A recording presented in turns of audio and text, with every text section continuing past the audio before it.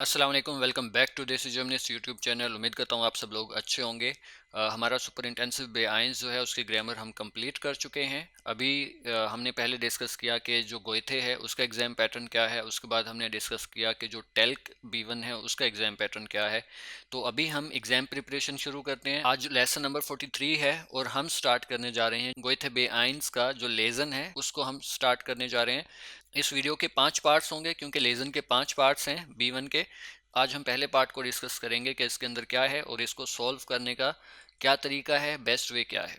तो आज हम लेसन का टाइल आइंस देखते हैं। अब इसके अंदर पहले मैं आप लोगों को समझाता हूँ कि इसको सॉल्व करने का क्या तरीका है, ठीक है। अब ये जो टाइल आइंस होता है, ये या तो कोई ब्लॉग होती है, कोई ईमेल, कोई ब्लॉग होता है या तो कोई ईमेल होती है या कुछ किसी का एक्सपीरियंस होता है, यानी कि कोई अपने पर्सनल ओपिनियन या थॉट या कोई पर्सनल लाइफ के बारे में कुछ ना कुछ बताता है, ठीक है। तो अब इसके अंदर जो रिकमेंडेड टाइम है, आप लोगों को मैक्सिमम इस पे 10 मिनट इन्वेस्ट करने हैं अपने। और इसके लिए मैं आपको कुछ टिप्स इसके लिए शेयर करता हूँ आपके साथ। तो ज़रा इनको आप एसेस लेके अपने पास सेव कर लें या याद कर लें, कोई लंबा चौड़ा काम नहीं है। देखें, फर्स्ट आपको क्या करना है कि जो भी ये ब्लॉग हो या जो भी ये टेक्स्ट है इसका इसकी आप लोगों को हेडिंग पढ़नी है, ठीक है। Read the heading first. इनके सबसे पहले आप इसकी हेडिंग पढ़ें। जो हमारे पास टेक्स्ट है उसकी हेडिंग है कि जो लेबे इश। तो अब जो हमारे पास टेक्स्ट है इसका सबसे पहले आप देखें कि इसकी जो हेडिंग है वो क्या है, जो लेबेश। जो लेबेश का मतलब क्या है, सबसे पहले आपको हेडिंग समझनी है कि इसका मतलब क्या है, बल्कि B1 तक आप लोगों को पता होना चाहिए, ट्रांसलेशन आपको आनी चाहिए। तो जो लेबेश का मतलब क्या है, दैट्स हाउ आई लिव, या मैं इस तरह रहता हूँ या रहा हूँ या रह रहा हूँ, ठीक है। अब इसके अंदर सबसे पहला जो काम आपने करना है, हेडिंग पढ़नी है इसकी। हेडिंग पढ़ के आप लोगों को टेक्स्ट का आइडिया हो जाएगा कि ये किस बारे में होने वाला है। अब हम सेकंड ट्रिक पे चलते हैं, वो क्या है, रीड द फर्स्ट स्टेटमेंट। अब यानी कि आपको ये सारे का सारा पैरा नहीं पढ़ने लग जाना है, आपने जो फर्स्ट स्टेटमेंट है, स्टेटमेंट कौन सी, क्वेश्चंस की, जो हमारे पास इसमें से 6 क्वेश्चंस होते हैं। इसका हमने बताना होता है कि ये रिश्तिश है या फिर फाल्श है। तो सेकंड काम आपने क्या करना है कि स्टेटमेंट को पढ़ना है, ना कि आप टेक्स्ट पढ़ना शुरू कर दें और उस पर अपना टाइम ज़ाया करें। तो जैसे मैं अब यहाँ से शुरू कर दूँ कि mein Name ist Clemens, ich bin 12 Jahre alt und mein Vater ist Diplomat.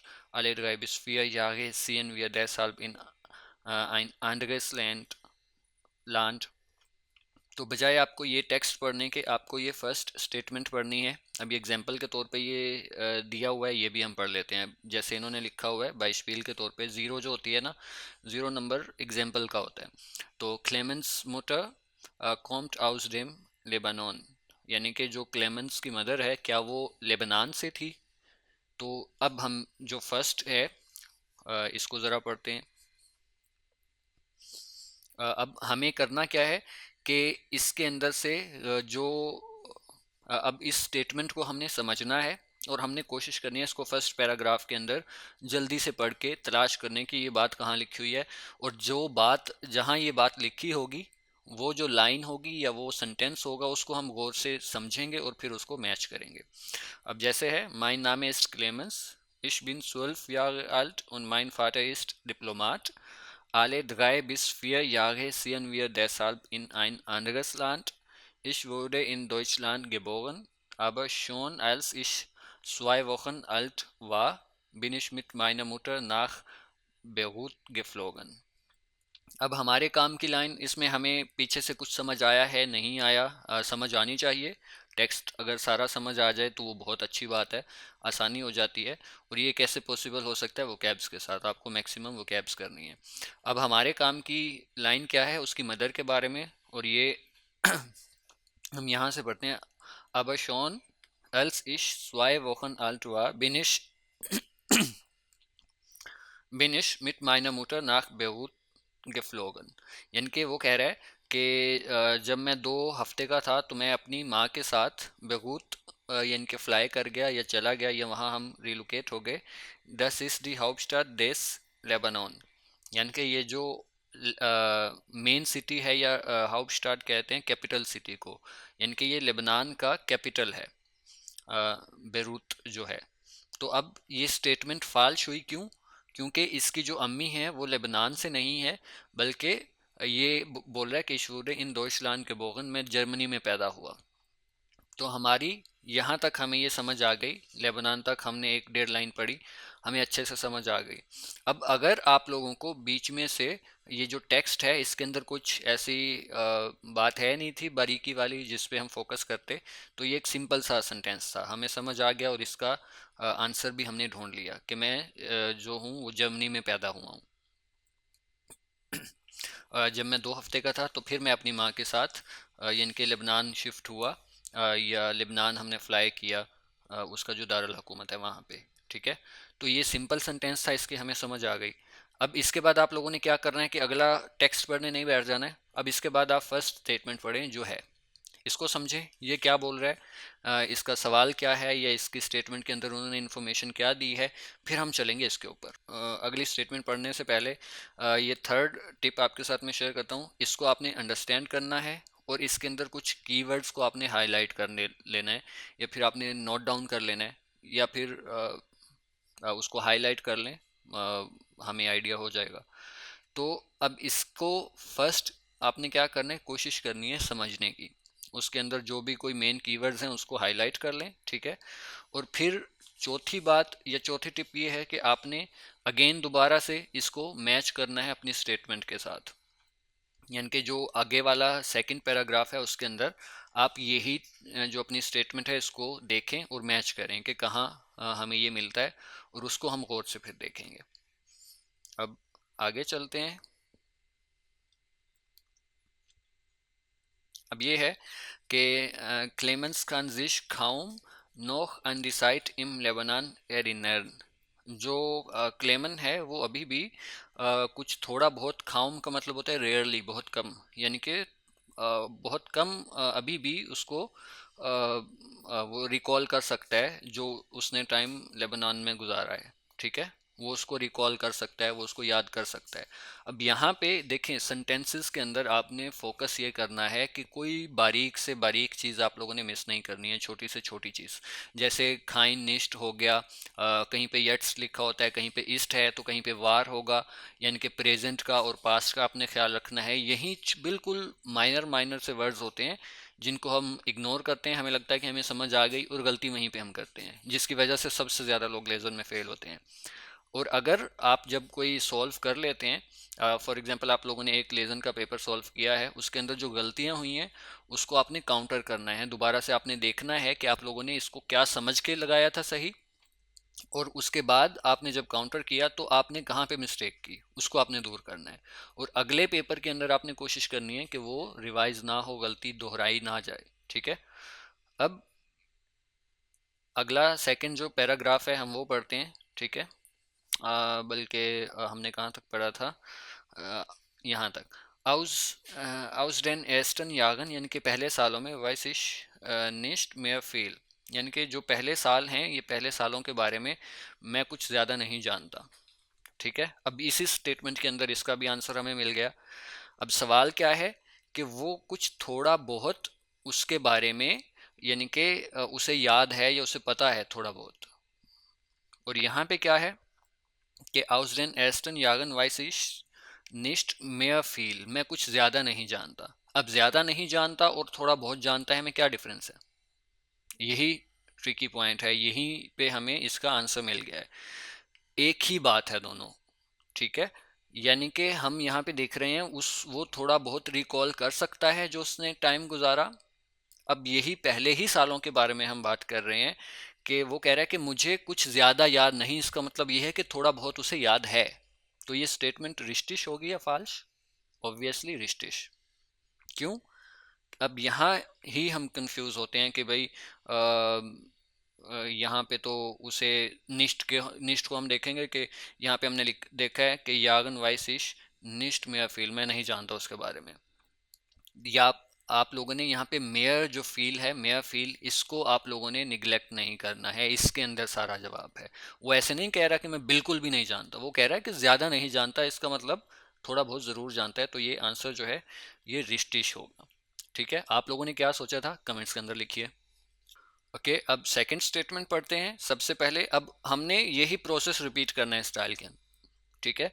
Statement पढ़ें, फिर उस यानी कि हमने यहाँ पे जो पहली स्टेटमेंट पढ़ी पहले पैराग्राफ में, हमें इसका आंसर मिल गया। अब दूसरी स्टेटमेंट पढ़ेंगे, दूसरा पैराग्राफ इसके हिसाब से पढ़ेंगे, और जो हमें लगेगा कि ये टेक्स्ट मैच हो रहा है तो उसको हम गौर से पढ़ेंगे कि ये स्टेटमेंट मैच होती है, ठीक है ये, या गलत है। तो चलें सेकंड जो क्वेश्चन है इसको देखते हैं। क्लेमेंस हाउस इन पोर्टुगाल लाग अ मेयर, यानी कि जो क्लेमेंस का हाउस है, घर है उसका, यानी कि लीगन जो है ये प्रेजेंट में हम यूज़ करते हैं कि वाकया है, लागन जो है ये पास्ट है, ठीक है, यानी कि वाकया था। तो क्या क्लेमन का घर जो है पोर्टुगल में वो मेयर पे था? मेयर किसको कहते हैं? समंदर को, यानी कि वो समंदर के किनारे था, ये समंदर के आसपास था, समंदर पे था उसका घर। तो अब ये हम देखते हैं कि रिश्तिश है या फाल्श है। अब आगे है डस एस्टे लैंड एंड Anders ich mich erinnere ist Portugal। वो कह रहा है कि जो पहली जगह है जिसके बारे में मुझे याद पड़ता है वो पोर्टुगल है। Wir hatten ein pinkfarbenes Haus mit einem großen Garten। वो कह रहा है कि हमारा एक घर था पिंक कलर का, और एक बड़े गार्डन के साथ या एक बड़े बाग के साथ। Am Wochenende waren wir oft an einem wunderschönen Strand nördlich von Lissabon। अब ये किसी जगह का नाम है कि लिस्बोन के नॉर्थ साइड पे एक बहुत ही खूबसूरत जो है वो स्ट्रांड थी, यानी कि स्ट्रांड कहते हैं बीच को। तो वो कह रहा है कि लिस्बोन के नॉर्थ साइड पे एक बहुत ही खूबसूरत जो है वो बीच थी। अब इसका मतलब क्या हुआ कि इसका बीच इसका जो घर है वो बीच के आसपास नहीं था कहीं पे, वो वीकेंड पे अक्सर जाते थे, ठीक है। तो अब मुझे आप लोग बताएं ज़रा कि ये जो स्टेटमेंट है ये रिश्तिश होगी या फाल्श होगी। जवाब तो हमें मिल गया है ना, कि लिस्बोन जो है उसके नॉर्थ साइड पे एक बहुत ही खूबसूरत थी। इसका मतलब ये है कि उसका घर समंदर पे नहीं था, ऐसे ही हुआ। वो वीकेंड पे जाता था, या वीकेंड पे वो वहाँ होते थे अक्सर। तो अब जो क्लेमेंस हाउस इन पोर्टुगाल लाग अम में जो है ये फाल्श हो गई स्टेटमेंट, क्योंकि उसका घर समंदर पे नहीं था बल्कि वो बीच पे जाते थे वीकेंड पे। अब इसके अंदर ये आप लोगों ने वागन ऑफ्ट अन आइनम वंडरशोनन लैंड स्ट्रांड सॉरी, इसको आपने देखना है, ठीक है। तो इसके अंदर कुछ मेरे ख्याल से इतना ट्रिकी पॉइंट नहीं था जो हमें देखना चाहिए। हमें पता चल गया है कि वो अक्सर होता था वीकेंड पे, और नॉर्थ साइड पे थी लेज़रबॉर्न के, तो हमें समझ आ गया पॉइंट, ठीक है। अब आगे जल्दी से ये पैराग्राफ हम ख़त्म कर लेते हैं। आप लोगों ने कोशिश करनी है इसको समझने की, लेकिन ये नहीं है कि इसके ऊपर आप लोग बैठ जाएं। और das Meer eigentlich muss ich sagen, der Ozean war dort herrlich blau und ich habe sehr gern im Sand gespielt। ठीक है, अब यहाँ पे हमने दो पैराग्राफ जो हैं ये कंप्लीट कर लिए। अब हम थर्ड स्टेटमेंट देखते हैं, दोबारा वही प्रोसेस रिपीट करते हैं हम। Clemens besuchte einen englischsprachigen Clemens besuchte einen englischsprachigen Kindergarten।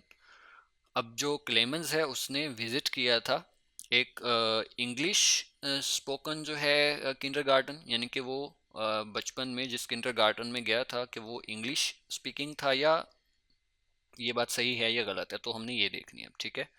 अब आगे है English englisch musste ich schon ganz früh lernen। musste का मतलब अब आप लोगों को आना चाहिए, हमें पता होना चाहिए कि ये पास्ट है। तो इंग्लिश वो कह रहे हैं कि मुझे पहले से ही अर्ली एज में मुझे सीखनी थी, लाजमी सीखनी थी। ich bin in Portugal in einen internationalen Kindergarten gegangen। वो कह रहे हैं कि मैं पोर्टुगाल में एक इंटरनेशनल किंडरगार्टन में गया, ठीक है। alle Kinder alle Kinder kamen dort aus anderen Ländern। वहाँ पे जो दूसरे बच्चे थे वो दूसरी कंट्रीज के होते थे। deshalb wurde Englisch gesprochen, इसलिए जर्मन बोलनी होती थी। तो अब यहाँ से आप लोगों को क्या पता चला, ये मैंने साथ साथ ट्रांसलेशन कर दी, आगे वाले पॉइंट्स पे मैं ट्रांसलेशन नहीं करूँगा। आप लोग पहले मुझे बताएंगे कि आप लोगों ने क्या लगाया, तो फिर हम इसका मीनिंग्स देखेंगे, ठीक है। तो अब यहाँ पे हमें समझ आ गया, ये आप लोगों को अगर समझ आया तो इस वजह से क्योंकि मैंने साथ साथ ट्रांसलेशन इसकी की है। तो ये आप लोगों ने खुद इसका आइडिया लगाना है कि क्या है, ठीक है। तो अब ये जो स्टेटमेंट है ये मैच होती है या नहीं होती, कि उसे क्लेमेंस ने जो किंडरगार्टन विजिट किया था या जिसमें वो पढ़ा था वो इंग्लिश स्पीकिंग था या नहीं। तो ये बात रिश्टिश और फाल्श, लिखिए ज़रा कमेंट्स के अंदर। और अभी मैं आप लोगों को बता देता हूँ कि बिल्कुल उसने विज़िट किया था, इंग्लिश स्पोकन ही था, क्योंकि उसको अर्ली एज में सीखनी थी और वो एक इंटरनेशनल किंडरगार्टन में गया था जहाँ सारे बच्चे दूसरे कंट्रीज से आते थे, तो इसलिए वहाँ लाजमी इंग्लिश ही बोलनी होती थी। तो क्लेमेंट बेजोग से अनियन इंग्लिश इंग्लिश स्प्राखिगन किंडरगार्टन, तो ये रिश्तिश है, ठीक है। ओके, अब हमारा जो है गेस्प्रोखन तक यहाँ पे कंप्लीट हो गए 3 पैराग्राफ। ओके, अब फोर्थ स्टेटमेंट हम पढ़ते हैं, रिपीट करते हैं वही प्रोसेस। इन बर्लिन वोंटे क्लेमेंस बिस zu seinem siebten Lebensjahr। अब इसका आप लोग सबसे पहले मतलब समझें कि वो कहना क्या चाह रहा है। अब मैं आप लोगों को इसकी ट्रांसलेशन नहीं बताऊंगा कि क्या है। अब हम पहले पैराग्राफ नंबर 4 पढ़ते हैं, इसमें से इसका आंसर देखते हैं। Ab jesse als ich 5 Jahre alt war, sind wir dann nach Berlin gezogen. Am Anfang hat es mir dort gar nicht gefallen. Einfach zu kalt fand ich und kein Meer und keine großen schwarzen Oliven zum Frühstück. Aber dann gewöhnt man sich wieder an das Neue und plötzlich wurde Deutschland zu meiner Heimat. Ich dachte, jetzt bleiben wir hier für immer. Falsch gedacht. Immerhin 7 Jahre sind wir in Berlin geblieben. Dann mussten wir wieder die Koffer packen. ठीक है। अब जो हमारे मकसद का है कि वो वहाँ कितने, सॉरी मैं नहीं बोल रहा हूँ।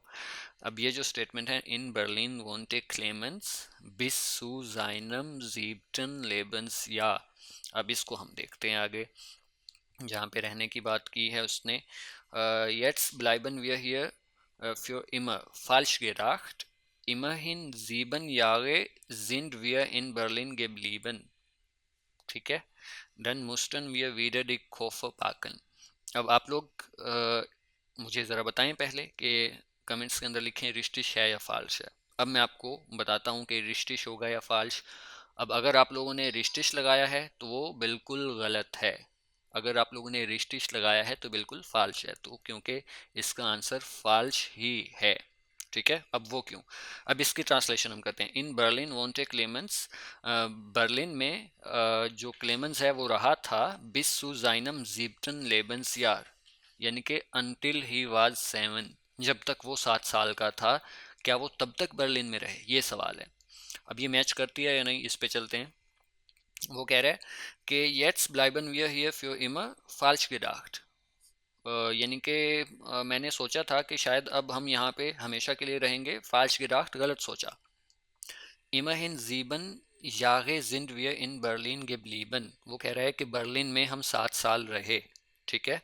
Dann mussten wir wieder die Koffer packen, उसके बाद हमें दोबारा से अपने जो बैग्स हैं, सूटकेस हैं, वो पैक करने पड़े।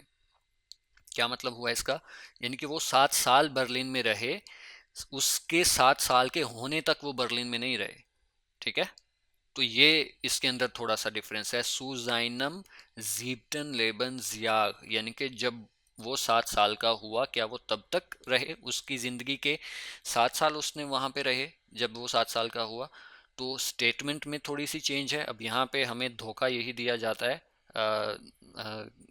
धोखा दिया जाता है, मतलब कंफ्यूज किया जाता है। हमें शायद यही फील होता है कि हाँ वो तो 7 साल बर्लिन में ही था।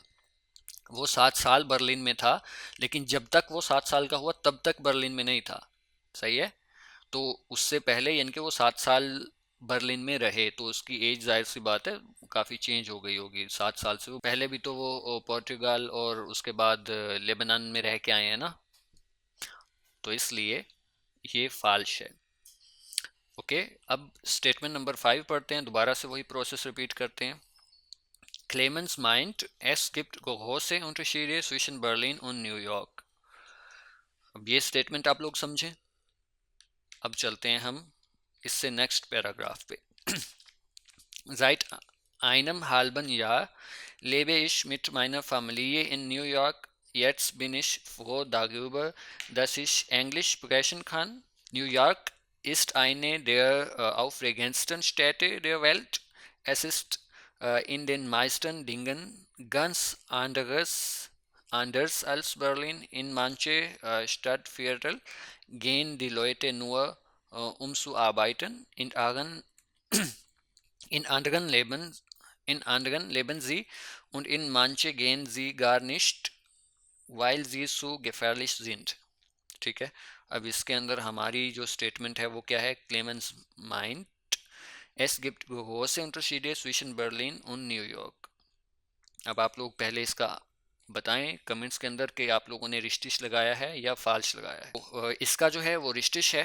अब हम चलते हैं कि इसकी ट्रांसलेशन में बता देता हूँ। क्लेमेंस माइंड, क्लेमेंट का ओपिनियन था या क्लेमेंस जो है वो सोचता था एस गिफ्ट ग्रो से unterschiede, unterschiede कहते हैं डिफरेंस को, इनके बहुत बड़ा एक डिफरेंस है स्विशन बर्लिन और न्यूयॉर्क, बर्लिन और न्यूयॉर्क में, यानी कि ये क्लेमेंस सोचता था।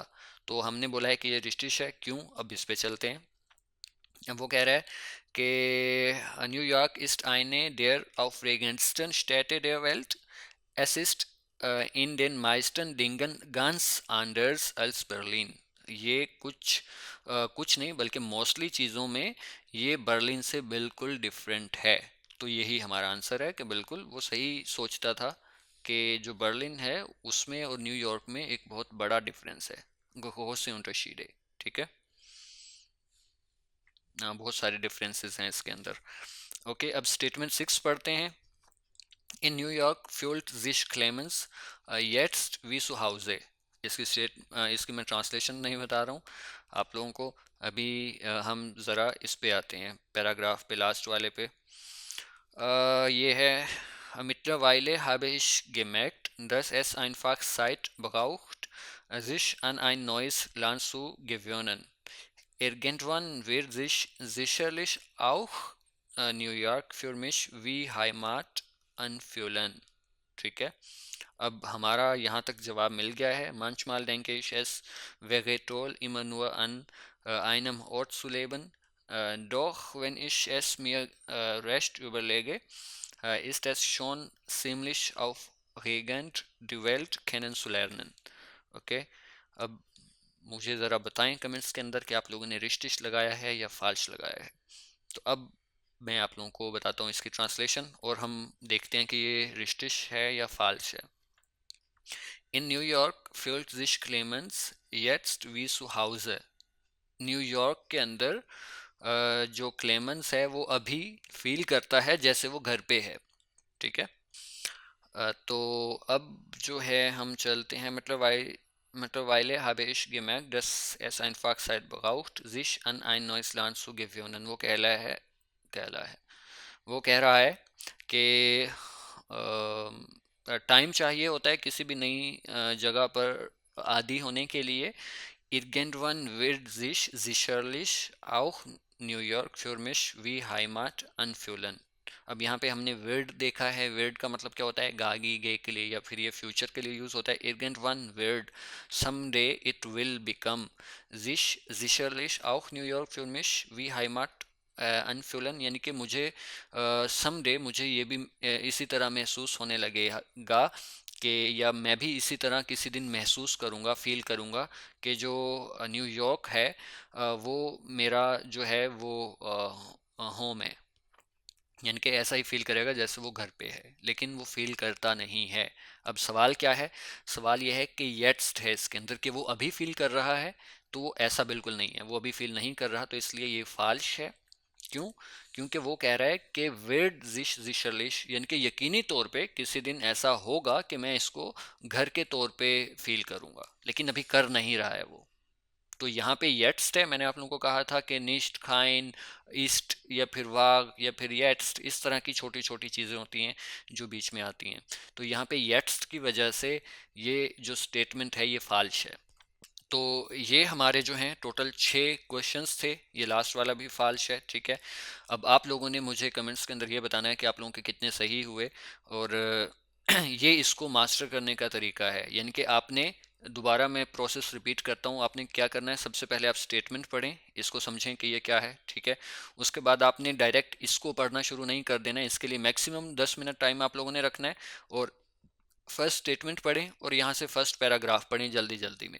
जहाँ पे आपको कीवर्ड मैच होता हुआ नजर आए या स्टेटमेंट मैच होती हुई नजर आए, उस लाइन को या उस सेंटेंस को आप लोगों ने गौर से पढ़ना है। उससे आगे वाली या उससे पीछे वाली सेंटेंस भी गौर से पढ़ लीजिएगा, क्योंकि कभी कभी कॉन्टेक्स्ट पे भी इंसान धोखा खा जाता है कि पीछे कुछ और लिखा होता है तो हमने वो एग्जैक्ट वाली जो लाइन मैच की तो उसके हिसाब से गलत हो गया। तो आप लोगों ने पहले स्टेटमेंट पढ़नी है, फिर उस हिसाब से एक पैराग्राफ पढ़ें जल्दी जल्दी। जो स्टेटमेंट मैच करेगी उसको आपने फिर गौर से एक दो दफ़ा पढ़ना है। उसको आपने समझना है कि स्टेटमेंट और ये दोनों आपस में मैच होते हैं या नहीं, हो जाएं तो रिस्टेश, नहीं हो तो फाल्श, ठीक है। और जैसे लास्ट में यट्स आया बीच में और यहाँ पे खाउम वर्ड की वजह से हमें मिसअंडरस्टैंडिंग हुई, तो ये ऐसा ही होता है लेज़न के अंदर, इन्हीं की वजह से हमारी मिस्टेक्स होती हैं। तो मैक्सिमम 10 मिनट के अंदर आप इजीली इस टेक्स्ट को, लंबे चौड़े टेक्स्ट को आप 10 मिनट के अंदर इजीली टैकल कर सकते हैं। तो इसके अंदर कोई परेशानी वाली बात नहीं होनी चाहिए, लेकिन वो कैब्स इसके लिए बहुत ज़रूरी हैं। तो उम्मीद करता हूँ ये जो टिप्स या ट्रिक्स कुछ मैंने शेयर की आप लोगों के ज़रूर काम आएंगी। तो इंशाल्लाह मिलते हैं इसके सेकंड टाइल के साथ। टाइल स्वाय जो है उसमें हम देखेंगे कि उसको हम कैसे टैकल कर सकते हैं। अगर वीडियो पसंद आई तो इसको लाइक करें और चैनल को ज़रूर सब्सक्राइब करें, ताकि फ्यूचर में आपकी कोई कंसर्न बाकी ना रहे। तो मिलते हैं इंशाल्लाह नेक्स्ट लेसन में, तब तक के लिए ख्याल रखिएगा। अल्लाह हाफ़िज़।